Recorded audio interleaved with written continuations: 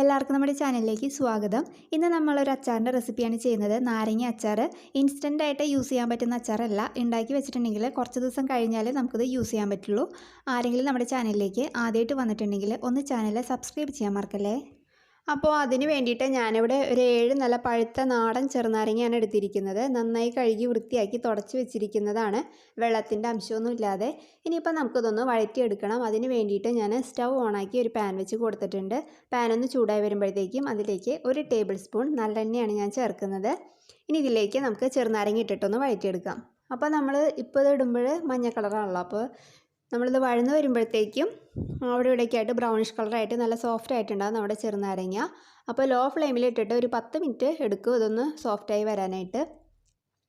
ഇനിയിപ്പോൾ നമുക്കിതൊന്ന് ഈ പാത്രത്തിൽ നിന്ന് മാറ്റി വയ്ക്കാം. എന്നതിന് ശേഷം ഇത് തണുത്തിട്ട് നമുക്ക് ഒരു തുണിയോ അല്ലെങ്കിൽ ടിഷ്യൂ പേപ്പറോ വെച്ചിട്ട് ഇതിൻ്റെ എണ്ണയൊക്കെ ഒന്ന് തുടച്ച് കളയാം.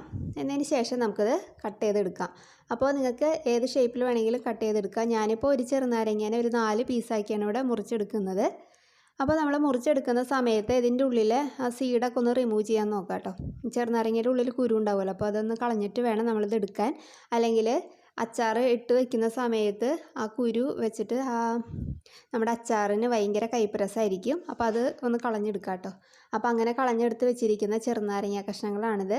ഇനിയിപ്പോൾ നമുക്കിത് അച്ചാറാക്കാം. അതിന് വേണ്ടിയിട്ട് സ്റ്റൗ ഓണാക്കി ഞാൻ ഒരു പാൻ വെച്ച് കൊടുത്തിട്ടുണ്ട്.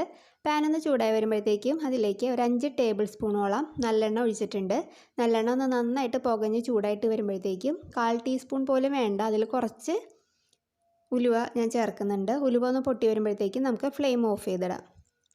ഇനി ഇതിലേക്ക് ഞാൻ നല്ല എരിവുള്ള 2 ടീസ്പൂൺ മുളക് പൊടി ചേർക്കുന്നുണ്ട്. എരിവ് ഞാൻ എപ്പോഴും പറയുന്ന പോലെ നിങ്ങളുടെ ഇതിനനുസരിച്ചിട്ട് ചേർക്കാം.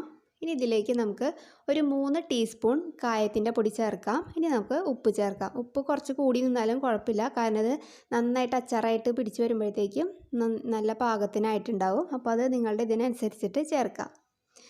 ഇനി നമുക്കിതൊന്ന് ഇളക്കിയിട്ട് കൊടുക്കാം. അതിന് ശേഷം ഫ്ലെയിം ഓൺ ചെയ്തിട്ട് ലോ ഫ്ലെയിമിൽ വെച്ച് നമുക്കിതൊന്ന് വഴറ്റിയെടുക്കാം. അപ്പോൾ പൊടികൾ കരിഞ്ഞു പോവാതെ ഒന്ന് വഴറ്റിയെടുക്കാം. അപ്പോൾ അതാ നമ്മുടെ പച്ചമണമൊക്കെ മാറിയിട്ടുണ്ട് പൊടികളുടെ. ഇനിയിപ്പോൾ നമുക്ക് ഇതിലേക്ക് നമ്മൾ അരിഞ്ഞു വെച്ചിരിക്കുന്ന നാരങ്ങ കഷ്ണങ്ങൾ ചേർക്കാം. എന്നതിന് ശേഷം നന്നായിട്ടൊന്ന് യോജിപ്പിച്ചെടുക്കാം. ഒരു 5 മിനിറ്റ് ഇതൊന്ന് ഇളക്കിയിട്ട് കൊടുക്കാം കേട്ടോ. അപ്പോൾ അതാ നമ്മുടെ നാരങ്ങ അച്ചാർ ഇവിടെ റെഡി ആയിട്ടുണ്ട്. ഇനിയിപ്പോൾ നമുക്ക് ഫ്ലെയിം ഓഫ് ചെയ്യാം. അപ്പോൾ ഇത്രയേ ഉള്ളൂ നമ്മുടെ നാരങ്ങ അച്ചാർ.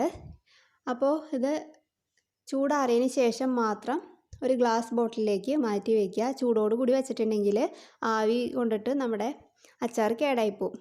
അപ്പോൾ ഇത് അടച്ച് വെച്ചതിന് ശേഷം എല്ലാ ദിവസവും നിങ്ങൾ ഒരു തവണയെങ്കിലും ഈ അച്ചാറിൻ്റെ കുപ്പി ഒന്ന് നന്നായിട്ട് കുലുക്കി വയ്ക്കാൻ ശ്രമിക്കണം.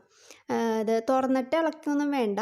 നമ്മൾ ഈ കുപ്പി എല്ലാ ദിവസവും ഒരു തവണ ഒന്ന് ഇളക്കി നന്നായിട്ടൊന്ന് കുലുക്കി വയ്ക്കുക. കുലുക്കി നന്നായിട്ട് വയ്ക്കുക.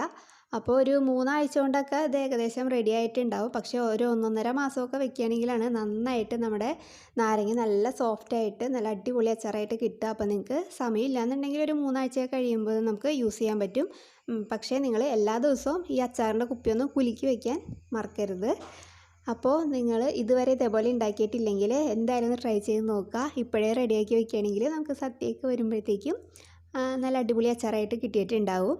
അപ്പോൾ നിങ്ങൾക്ക് ചോറിനും കഞ്ഞിക്കൊക്കെ അടിപൊളി കോമ്പിനേഷനാണ്.